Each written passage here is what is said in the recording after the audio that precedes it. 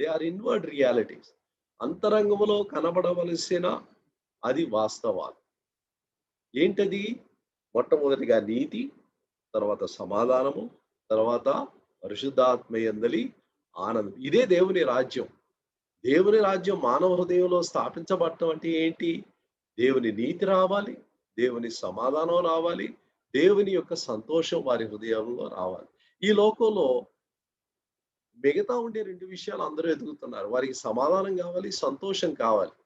అయితే వారు దేవుని నీతిని మాత్రం ఇష్టపడటం లేదు. అందుకని ఈ రెండిటిని వాళ్ళు పొందలేకపోతున్నారు.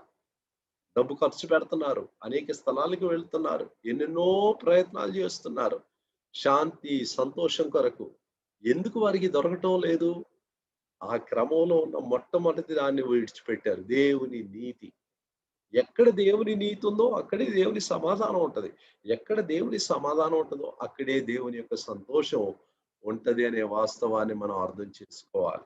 అందుకని దేవుని నీతిని గురించి మనం బోధిస్తూ ఉంటున్నాం.